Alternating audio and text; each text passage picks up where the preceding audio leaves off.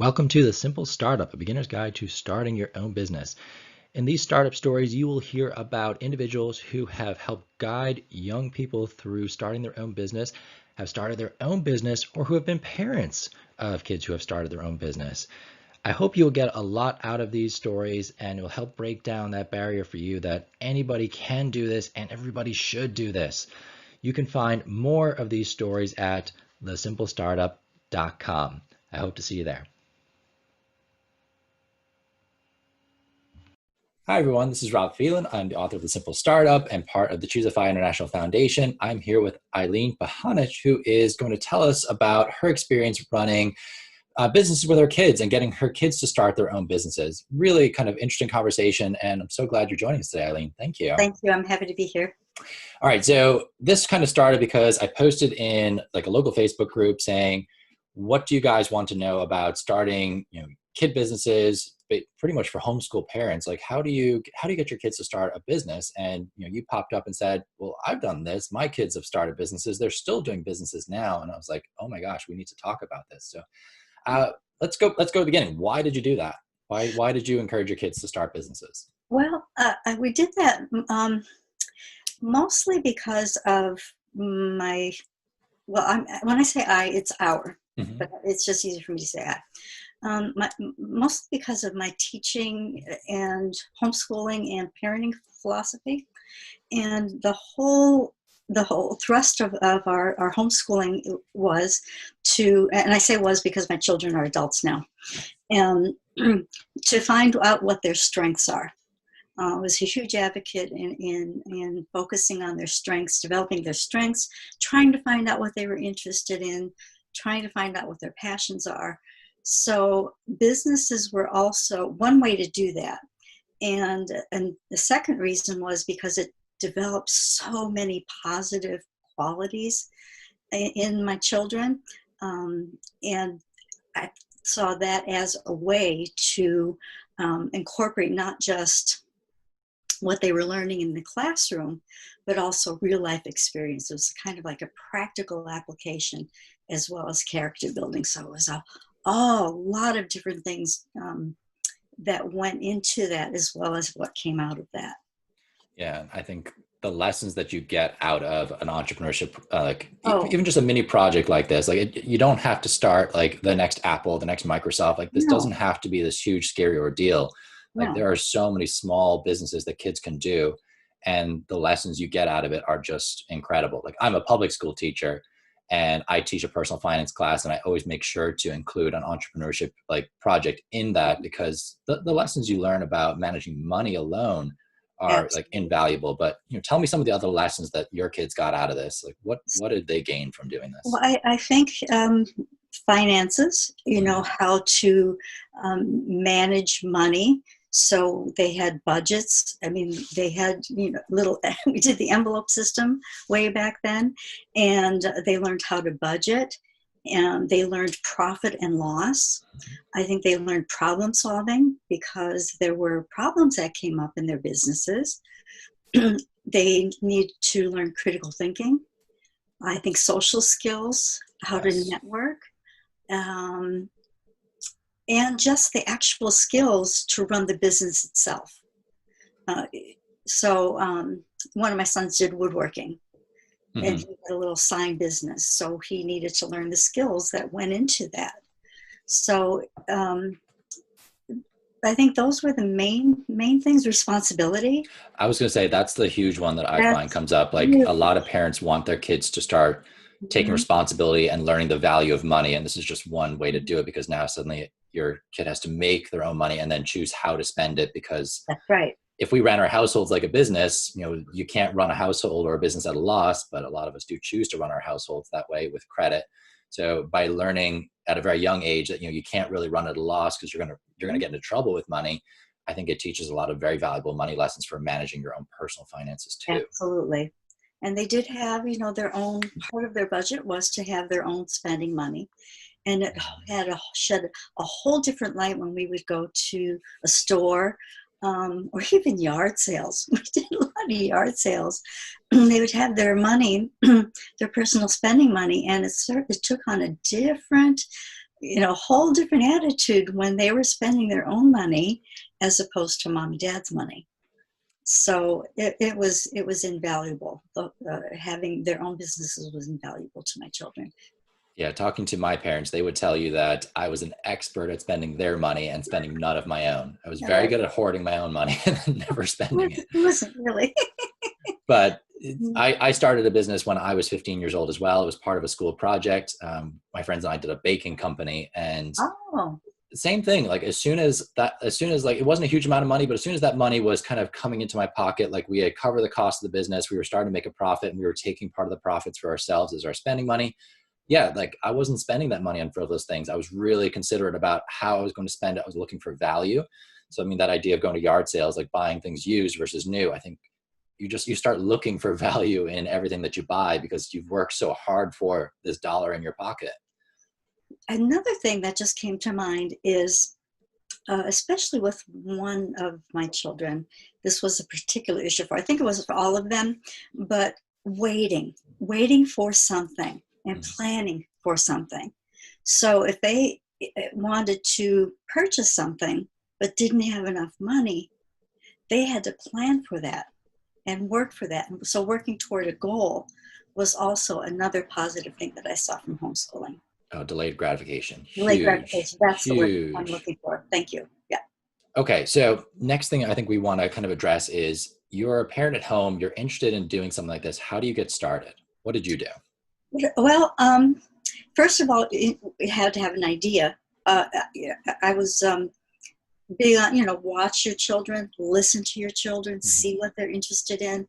We ended up doing quite a few animal projects only because we lived in the country, and that was something that seemed to interest my children. So we kind of fell into things. The first, business that we had was poultry. And we fell into that because we did have our own chickens. Okay. And the children, like most kids, it's not my turn today. I didn't do it. It's their, it's my sister's job. No, it's her. It's his job. Anyway, so the chickens would fall through the cracks, and mom and dad would have to do that. Well, mom and dad got tired of that. And so they weren't really anything we were super interested in. So we gave them away to one of a friend, and we gave all of our equipment. And after that, my daughter said, gee, mom and dad, I love chickens. I have my own flock. And we were like, you just had a flock. So what we said was, if you save half the money, we gave her, from her birthday or whatever, gifts, if you contribute half the money, it was just a little bit, it wasn't a lot, we'll get a flock of chickens that's just your own.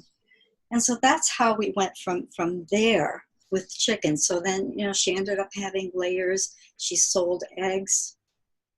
And that's a whole story. That morphed into a lot of things. We were also involved with 4-H. So we had opportunities there. We were able to purchase sheep, and we were able to sell sheep through 4-H. And then the interest, we found out that people like meat rabbits, so we purchased meat rabbits. How we got into the same, pardon me, let me back up a little. The same thing happened with my son's sign business. He had some farmer friends that really wanted a sign for their farm. Yep. And so their dad, bought him a router. We bought him a router, showed him he developed a little sign business. We had neighbors up the street that were, what's that word? I'm sorry, I had a middle-aged moment. They were dog breeders. Yes. And I mean, really big-time dog breeders. And so my son had read where the red fern grows. Okay. And he said, mom and dad, can I have my own dog? And so same kind of thing, save your own money and contribute a little bit. And that's another story how we got involved with that. But we searched out breeders. We looked for breeders. We learned how to have a really good, high quality sire and a dam. And I think that's the proper word. Anyway. Not a clue. Yeah, I'm thinking we were involved with dairy as well, and also second dairy. So anyway, you know, how to search their pedigree, how to make sure, you know, we found out that you should be certified for, you know, eyes and ears and hips, and so we had to do our research, and so that's what we did in those regards. The largest business that we had was a pet and farm sitting business. This was at a time when that was not in vogue, and there was nobody doing that. And we kind of fell into that as well. That took more work and prep. But we kept getting calls from local people that knew we were involved. We had a lot of animals, and we were involved in the farm community and in 4-H. And we kept getting calls for people, could you watch our animals? Because many farmers and people with small farmettes don't have options. It's a 365-day-a-year job. There is no holidays. There's no breaks. Yeah. Yeah, especially if it's like a farmette or a family that has just animals. So we ended up doing that, and one of our friends kept saying, you know, why don't you start a business? You're so good at that, and your kids have the other thing. I'm like, oh, I don't know. Well, finally did, and I couldn't really find anything. There was really nothing out there at the time, and we didn't. I'm showing my age here, but we didn't have the internet. Mm-hmm. And so we ended up. I did some of the legwork on that because I think my daughter was maybe 10, maybe 12. And so we had to get a DBA, doing business as. We had to get a tax. I think I got a tax ID number. Mm-hmm. And I ended up having a friend of ours that's an attorney. She drew up a contract for us. We developed flyers, and we did all that together. So it wasn't me doing it, and but that's how I got started. So there's so many things we could go back to here. So like, I love that there's this wide variety of businesses. You started with like, what are my kids interested in, and developed from there. Your kids had skin in the game. So it wasn't just like, oh, here you go, guys. I'm going to buy everything for you, set this up for you. I'm going to do all the work, and then you're going to go run it. No, you're like, all right, you got to buy into this idea, either fully funding it, or in your case, partially funding it. And that just kind of lets you know that they're serious about it. They've put some of their own money up for this, and it is more likely to get some buy-in. A big thing from your story I'm getting is that like, you were not like some business expert. Like, I'm guessing like you don't have like your MBA, you're not running a multi-million-dollar corporation in your backyard. Like, this is something that you learned as a family together, right? Correct. Yes, I have no business background. My family was not entrepreneurial in any sense. And I just saw it as such a huge opportunity for all the reasons we already discussed. So, you know, and to add to some of that, you know, using this technical term, scaffolding. So there was a lot of assistance in the beginning, but eventually they ran everything, and they were self-sufficient as far as paying for, you know, their whatever they earned went into feed or whatever supplies they need. If they ran into something, of course, we helped them. Yeah. But especially, you know, with the pet sitting business, we did well.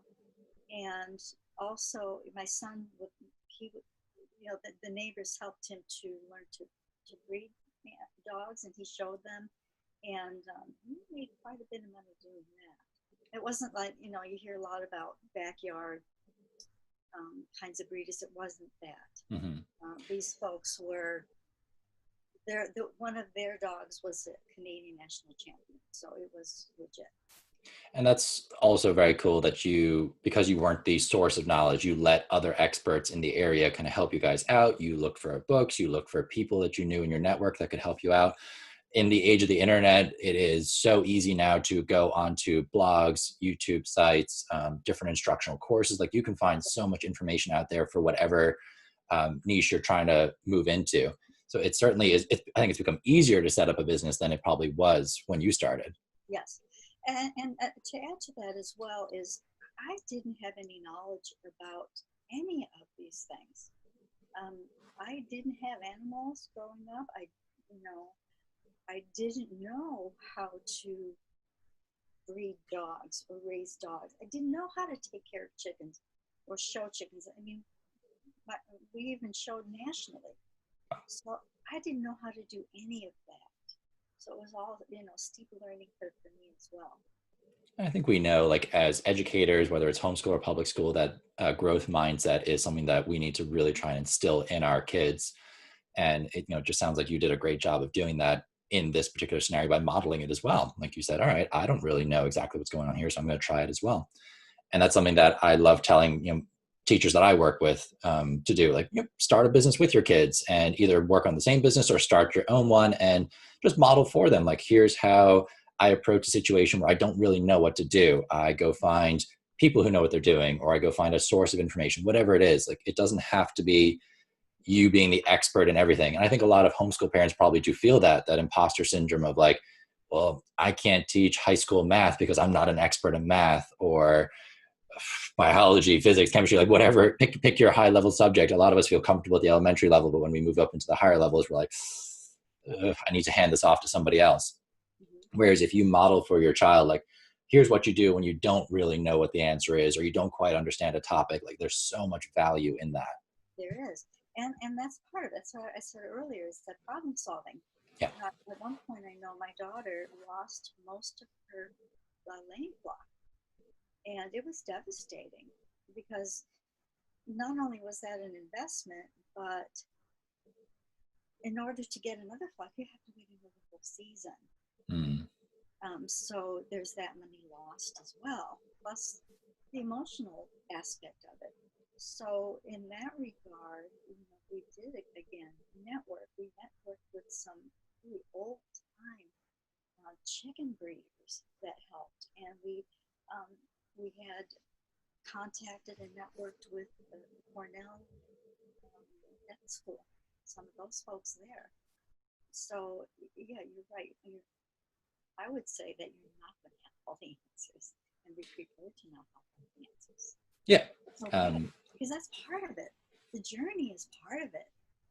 I remember my parents, a little bit later after I'd left home, but they got into beekeeping.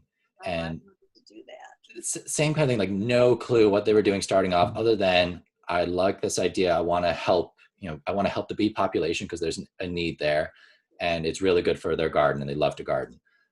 So they, they learned there's local people who are willing to come and help them out. And they lost their first swarm colony. I actually don't know the technical word for it, but they lost it and they had to start again. Like you said, it wasn't the right season. And that was a really hard thing to do, to take that failure and say, I'm going to learn from this. I'm going to do better next time. I'm going to try again. And again, what an amazing lesson to teach kids. Like for me as the child, seeing my parents fail and then try again, I'm like, yeah, you know what? I'm definitely going to try again if I fail. I mean, I've had plenty of business ventures that have just, they haven't taken off. There hasn't been a demand for it, but just picking up and going and trying something different or changing it and trying again, like it's something that is a huge lesson to learn, that we can take a failure, learn from it, and then move on and move forward. Absolutely. And people have said to me, and I'm talking about my experience, of course, and it was heavily laden with animals. And people have said to me, oh, you're an animal lover. Not necessarily. I did that because that was their bent. Yeah. Well, somebody that doesn't have that rural setting doesn't mean that you can't do business. It's whatever your children are interested in. Yes, and I think that's a hang up for a lot of people as well, is that I can't start a business, or my kids can't start a business because we don't have an idea. Mm-hmm. And it was kind of nice, I guess, that you were able to spot from watching and observing your kids that this was a potential interest they had. But don't let this lack of an idea stop you. There are so many different ways that you can search for ideas, from listing talents, strengths, passions, interests. Like, so you start from the internally, like, what do you like to do? What can you do? What do people ask you for help with? So what are you a perceived expert in? And then you go the opposite side and say, okay, what are the problems in my life, my family's life, my community's life, society's life? that I can try and propose solutions to. And then you look for the place that those two meet, and you could have 10, 20 different ideas. You pick one and you start with it. It doesn't have to be this game-changing idea. It doesn't have to be something that just, I feel like we're waiting for the one, like this special idea that's going to speak to us. Is like, this is the idea. Like, you just start with any idea and you work on it, you try it, you set it up, you see, is there a market for it? If it goes forward, great, you try it out. If you get sick of it after a while, you stop it and you try something different, or you keep it going. Like, there's so many, you don't have to just do one business. You can do multiple businesses, one after another. That's right. And like, I help students start businesses every semester, and the majority of them will run their business for 5 or 6 weeks and then they'll shut it down. Like, they did the project, they enjoyed it, and then they're done with it. They learned their skills. They didn't want to keep it going. I hear of some who will start up something else, usually over the summer. And then there's some who will continue their businesses. It just depends on the kid themselves, what they like doing. Even if they don't become entrepreneurs in their future, like, they can still learn so much from doing something like this. But your kids still are entrepreneurs. Is that right? They are. Mm-hmm. So what are they doing now? 2 out of the 3. My daughter actually went on to be a microbiologist. So she was doing that professionally, but her heart is business. When she was in, she was an undergrad. I think she was an undergrad. They had contacted me and said, "Mom, do you mind if I start a pet sitting business here in Alabama?" And I said, "Absolutely." So she did, and that's been very successful. So she's been doing that now for, gosh, maybe 4 or 6 years. And she's had as many as 4 employees. Wow. And now she and her siblings, 2 of her brothers, are starting a house cleaning service. And so they've done a huge amount of research and prep work, and they're just actually now starting to do jobs. They've done maybe 4 jobs together. They've got a website, so they're just starting that up. Now, my other son, well, 2 of them, are they're actually flipping houses. Oh, wow. They moved down here to Alabama and bought a really inexpensive mobile home and fixed it up, and didn't expect to make a lot of money. They made quite a bit of money doing that, surprisingly. And so now they're in a stick home, and they're actually just ready to sell that. The other thing they do, and this was just because, they started working on their own cars when they were younger. I think my son bought his first car. It was like $200. It was like I always say they held it together with duct tape and rubber bands, But they started working on cars. Their dad helped them. So long story short, what they do now is they flip cars. And in fact, I was just talking to my son this week. They made like $1,500 just this week flipping cars. So they just buy cars that are in need of a little bit of repair or TLC, and they've done it long enough. They know what they're looking for. So that's been something really good for them as well. Yeah, I mean, it's just such a it's a simple idea. Like, take a car that needs something fixed, fix it, and then sell it. But it's a skill set that not everybody has. So there's value there. But what they told me was they've learned a lot on the internet. Yeah. I have students who have flipped computers and gaming consoles. Like, they just basically take somebody's broken computer, gaming console, phones, and they fix it and then resell it. Like, the amount of times they tell me that someone sells them a phone and all it needed was a new battery, and they just put a new battery in, sell it, make $100 profit. And it's like, why isn't everybody doing that? One of my sons was doing that, and it was one of those, that was recently, and that just kind of fell by the wayside. It's not his main thing. Mm-hmm. But he was doing that with phones as well. And he was also selling some things on the internet. So those things didn't seem to either work. Not that they didn't work out. I think he just lost interest and was really focusing. And that's part of it too. Yep. Finding out what really works for you and what doesn't. It kind of goes back to your very first point of like why you did this. Like, you wanted your kids to explore and find what their passions and interests were. And that's the fun part. Like, you get to try something, you get to figure out whether you really like doing it or not, and then keep it going or shut it down.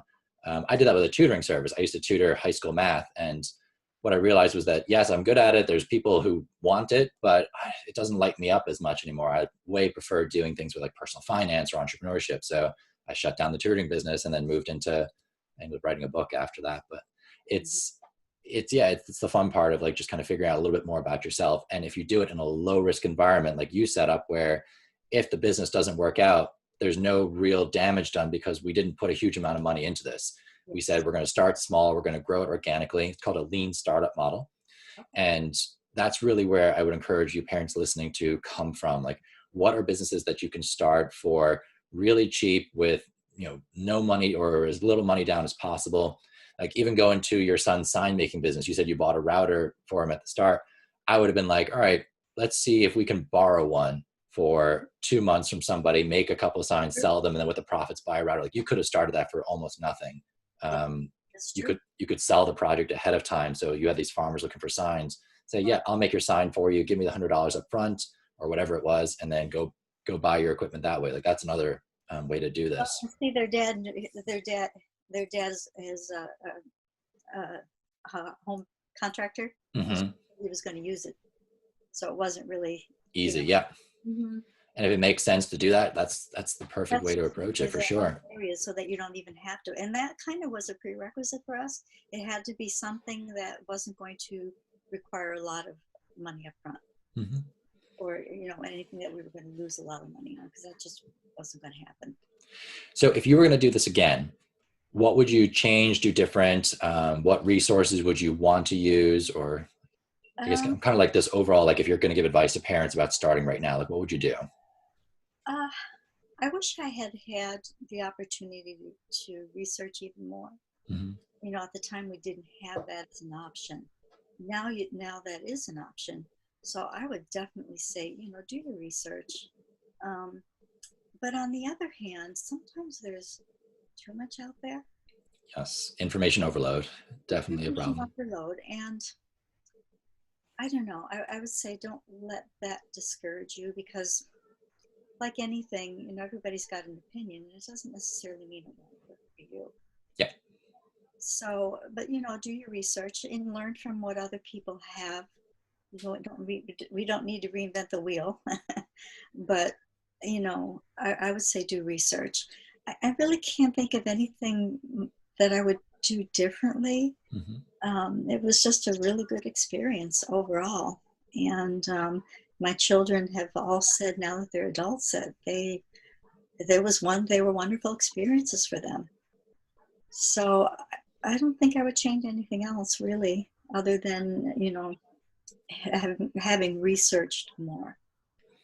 Yeah, and this is something that you can do on your own. So you with your own kids, if you are in a homeschool co-op, like this is something that you could lead a small cohort through. It is very virtual friendly. Like all you need is a camera, a laptop, and so many businesses can be started from within your home online. There are businesses that you can do like landscaping or pet sitting, things like that, that are not restricted by the current pandemic situation, and then will only get more open as the country opens up again. So don't let these excuses or these challenges stop you from getting started. There are lots of resources out there if you need help or guidance on how to do this. So definitely look for those. You're always welcome to reach out to me if you have questions. And I think, Eileen, you said you're happy to answer questions too. That's correct. And I think you have a new business of your own starting soon, right?